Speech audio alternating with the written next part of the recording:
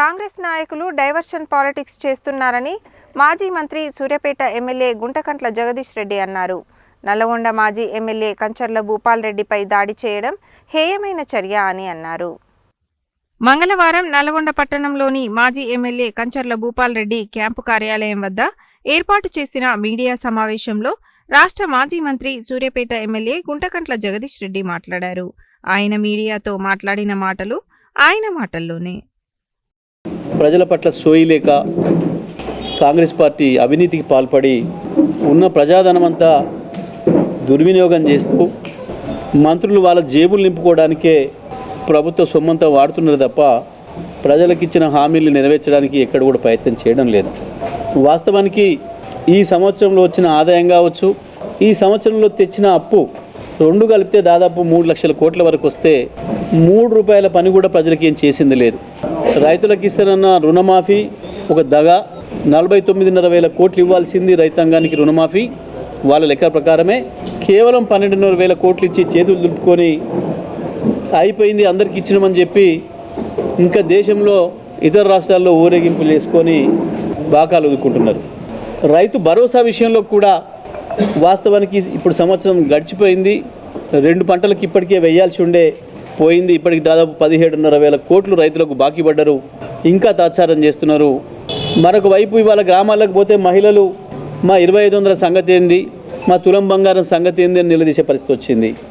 మరొక వైపు రైతులు రుణమాఫీ బోనసు అన్ని విషయాల్లో మోసమే జరిగిపోయింది. బోనస్ను బోగస్ చేసిండ్రు. వ్యవసాయ శాఖ మంత్రి ఉత్తమ్ కుమార్ రెడ్డి ఊదర కొట్టిండ్రు. 1,53,00,000 ధాన్యం పండించడం, 1,53,00,000 ధాన్యం పండించడమని ఇప్పటి వరకు లెక్క చెప్పలేకపోతున్నారు. వ్యవసాయ శాఖ మంత్రి దగ్గర లెక్క లేదు, సివిల్ సప్లైస్ మంత్రి దగ్గర లెక్క లేదు, ఆర్థిక శాఖ మంత్రి దగ్గర లెక్క లేదు, ముఖ్యమంత్రి అయితే వ్యవసాయం గురించి మాట్లాడిన సందర్భమే లేదు. ఇప్పటి వరకు ఈ సీజన్లో ఎన్ని వడ్లు ప్రభుత్వం కొనుగోలు చేసింది రైతుల దగ్గర నుండి, దాంట్లో దొడ్డు వడ్లు ఎన్ని, సన్న వడ్లు ఎన్ని, మొత్తం బోనస్ ఎంత ఇచ్చింది, వడ్ల కొనుగోలుకు ప్రభుత్వం చేసిన పేమెంట్ ఎంత అనేది ఇప్పటివరకు చెప్పే నాదుడే లేడు. ఇది వాళ్ళ ప్రభుత్వ పరిస్థితి. వ్యవసాయ రంగం పైన వీళ్ళకున్న సోయి. ఇంకొక వైపు రైతు కూలీలకు ఇస్తామన్న 12,000 రూపాయలకు సంబంధించి ఊసే లేదు. ఇక యువకులు విద్యార్థులను చేసిన మోసం అంతా ఇంత కాదు. ఇండ్లు ఇస్తామని చెప్పి మోసం చేసిండ్రు. ఇవాళ గ్రామ సభలు కేవలం ఒక ప్రహసనంలాగా తయారైంది. వాస్తవానికి 2 సార్లు ఇప్పటికే వివరాలు సేకరించిండ్రు. ప్రజాపాలన దరఖాస్తులు అని చెప్పి గప్పాలు కొట్టిండ్రు. అయిపోయింది మొత్తం, ఈ దరఖాస్తుతోని మీ మొత్తం అయిపోతే మీకు కావాల్సిన అన్ని ఇచ్చేస్తాం మేమని చెప్పిండ్రు. మొత్తం మాయల మాంత్రికుడు వేషం వేసినట్టు వేసి దరఖాస్తులు తీసుకుపోయారు. అయ్యాడ వారేసిండ్రో పత్తా లేదు. గ్రామ సభను నిర్వహించాల్సిన పద్ధతిలో నిర్వహించడం లేదు. వాస్తవానికి గ్రామ సభలు అంటే గ్రామ సభలో ప్రజలను అడగాలి. వాళ్ళని కూర్చోబెట్టి అందరినీ నీ పరిస్థితి ఏంది, నీ పరిస్థితి ఏంది, నువ్వు దేనికి పెట్టుకున్న అప్లికేషన్ నా దగ్గర ఉంది, నిజం ఇది కరెక్టేనా అని చెప్పి. కానీ వాళ్ళే లిస్టు తీసుకొచ్చి చదివేసేసి వెళ్ళిపోతున్నారు. అంటే ప్రజల్ని నిలువున మోసం చేస్తున్నారు, నిలబెట్టి మోసం చేస్తున్నారు. ఇటువంటి పరిస్థితులలో నిజంగానే తెలంగాణ చైతన్యం మొదలైంది. ప్రత్యేకించి నల్లగొండ జిల్లా చైతన్యం ఏందో ప్రజలు ఇవాళ మొదటి రోజే రుచి చూపించిండ్రు ప్రభుత్వానికి. అధికారులకు కాదు, ఇక్కడ ప్రజలు ప్రశ్నించేది ప్రభుత్వాన్ని. కేవలం మీరు వాళ్ళ ఏజెంట్గా వచ్చిండ్రు అధికారిగా కాబట్టి మీరేం నామూసి పడే పని లేదు. ఆ రైతుల నుంచి వచ్చే శాపనార్థాలు కావచ్చు, ఆ నిరసన కావచ్చు, అది ప్రభుత్వానికి నిరసన. ఇగో ఇక్కడ మొదలైంది. ఇది జరుగుతుందని ప్రభుత్వం ముందే గమనించింది. ఏడాది కాలంగా డైవర్షన్ పాలిటిక్స్ మాత్రమే చేసిండ్రు. ఈ కేసులని, ఆ కేసులని, ఈ కమిషన్లని. ఒకవైపు కమిషన్ల పేరు మీద మీడియాలో కాలయాపన చేస్తూ వాళ్ళు దండుకోవాల్సిన కమిషన్లు దండుకొని పంపాల్సిన మూటలు ఢిల్లీకి పంపుతూనే ఉన్నారు. మరి ఏమైనాయి? రాష్ట్ర ప్రభుత్వ రెవెన్యూ అంతా ఏమైంది? గతంలో కంటే ఎక్కువ సంపాదించినాం అని చెప్పిండు పాపం బట్టి విక్రమార్క. మాకు తెలివి ఉంది, 50 ఏళ్ళ నుంచి మేము పరిపాలన చేసినాం.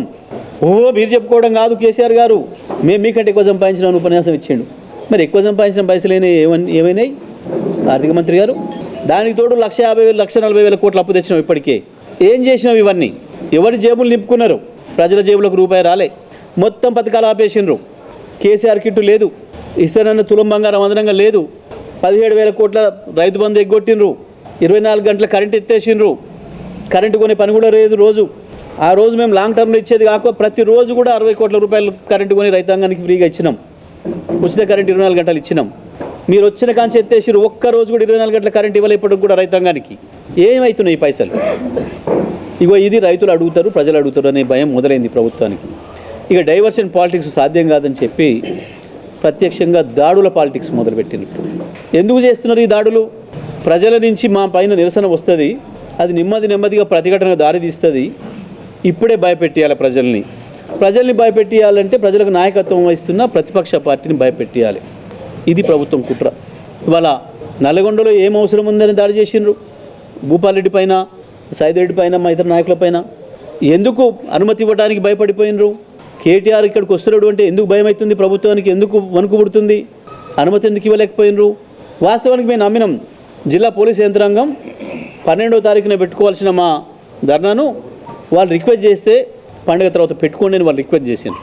మేము కూడా నమ్మినాం, హానెస్ట్గానే అడుగుతున్నారని చెప్పి అనుకున్నాం. 21వ తారీఖు వాయిదా ఇచ్చినాం. ముందు రోజు సాయంత్రం వరకు కూడా ఇస్తామని చెప్పారు. కానీ నిన్న ఉదయం సడన్గా పాపం పైనుంచి వచ్చిన ఒత్తిడిల మేరకు, కాంగ్రెస్ పార్టీ ముఖ్యమంత్రి మంత్రుల నుంచి వచ్చిన ఒత్తిడి మేరకు నిన్న తిరస్కరిస్తూ ఆర్డర్ ఇచ్చింది. నిజమే, దాన్ని కోర్టులో ఛాలెంజ్ చేసినాం. కోర్టులో ఉంది, రేపు ఉంది ఆర్డర్. తప్పకుండా కోర్టు ఉత్తర్వుల మేరకు నేను ధర్నా చేసుకుంటాం. కానీ ఎందుకు భయమైంది? ఎందుకు భయమైంది అంటే ఇవాళ కనపడ్డది మీకు. ఎందుకు భయపడుతుంది ఈ ప్రభుత్వం అనేది వాళ్ళకి కనపడ్డది. గ్రామాలలో ఏం జరిగింది? వందలాది గ్రామాలలో తిరుగుబాటు మొదలైంది ప్రజల్లో. అది ఒక్క దగ్గరికి వస్తుంది. జిల్లా రైతాంగం యొక్క ఆగ్రహం ఒక్క దగ్గరికి వస్తుంది, మన మీద కనబడుతుంది. కేటీఆర్ గారు వస్తున్నారంటే ప్రజలు కదిలొస్తారు, రైతులు కదిలొస్తారు. ఇది కనపడనీయకుండా చేయాలన్న కుట్ర. రాత్రి అకస్మాత్తుగా ఫ్లెక్సీలు, కేవలం బీఆర్ఎస్ పార్టీ ఫ్లెక్సీలే అడ్డం వచ్చినాయి. చూసిరు మీరు. ఏడాది కాలంగా వీళ్ళ ముఖాల్ని చూడలేక ప్రజలు ఇబ్బంది పడ్డారు. నల్లగొండను అద్భుతంగా తీర్చిదిద్దితే ఒక్కనాడు తట్టెడు మట్టి పోసిన వాళ్ళు గారు నల్లగొండ రోడ్ల పైన. నల్లగొండను పట్టించుకున్న వాళ్ళు గారు. కేసీఆర్ గారు ఏదైతే ఎన్నికల ముందు మాట ఇచ్చిండో, మా భూపాలను గెలిపేయండి, నేను దత్తత తీసుకొని ఇక్కడ కూర్చొని నల్గొండను బాగు చేస్తా అని చెప్పిండు. చెప్పిన ప్రతి అక్షరాన్ని అమలు చేసిండు. ఒక్కటి నెలల్లో 1500 కోట్ల రూపాయల అభివృద్ధి కార్యక్రమాలు ఇచ్చి నల్గొండ రూపురేఖలు మార్చిండ్రు. అద్భుతంగా ఉన్నది ఇవాళ. కానీ ఆ రోడ్లను మీ ముఖాలని పెట్టి ప్రజలు హింసించిండ్రు. ఆయన మేము ఎప్పుడేం అనలే, మా కార్యకర్తలు ఏమనలే. ప్రజలు వాళ్ళ మనసులో వాళ్ళే బాధపడ్డారు. ఎప్పుడో వస్తుంది తిరుగుబాటు అని అనుకున్నాం మేము. కానీ నిన్న మా ఫ్లెక్సీలను చూసి భయపడే స్థితికి వచ్చిండు వెంకటరెడ్డి. నాకు వ్యక్తిగతంగా మాట్లాడడం ఇష్టం ఉండదు వాస్తవానికి. ఎప్పుడు కూడా మాట్లాడలే, మీ అందరికీ కూడా తెలుసు, మీడియా మిత్రులకు. గత 10-11 సంవత్సరాలు కావచ్చు, అంతకుముందు 14 ఏళ్ళ ఉద్యమంలో కావచ్చు. కానీ నిన్న ఎంత సోయి లేకుండా మాట్లాడిండు. నీ కార్యకర్తలే నిన్ను నిలదీస్తున్నారు. నీ కోట్లు వేయించిన పాపానికి మా వీపులు వగులుతున్నాయి. ఊళ్ళలోకి పోతే రైతులు అడుగుతున్నారు, ప్రజలు నిలదీస్తున్నారు, ముసలోళ్ళు అడుగుతున్నారు. నువ్వు బాగానే పంతును పట్టణంలో, కానీ మేమేం చేయాలి ఇక్కడ అని చెప్పి నీ కార్యకర్తలు అడగడం, చెప్పుతాం కొట్టడం కాదా? దేనికి ఇలా మా భూపాల మీద దాడి చేయించినావు అంటే బీఆర్ఎస్ పార్టీని చూస్తే భయపడుతున్నారు. గత కొంతకాలంగా కేటీఆర్ని చూస్తే భయపడుతున్నారు. వణుకు పుడుతుంది వీళ్ళకు. ఇక ఆఖరికి నిన్న కేటీఆర్ ఫోటోలను చూసి కూడా వణికే పరిస్థితికి వచ్చిండు వెంకటరెడ్డి.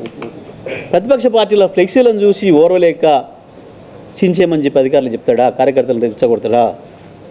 గిదా ఒక మంత్రి చేయాల్సిన పని? ఏం వెలగబెట్టిండి జిల్లాకు ఏడాదిగా? ఏ ముఖానికి నన్ను అడుగుతున్నాడట.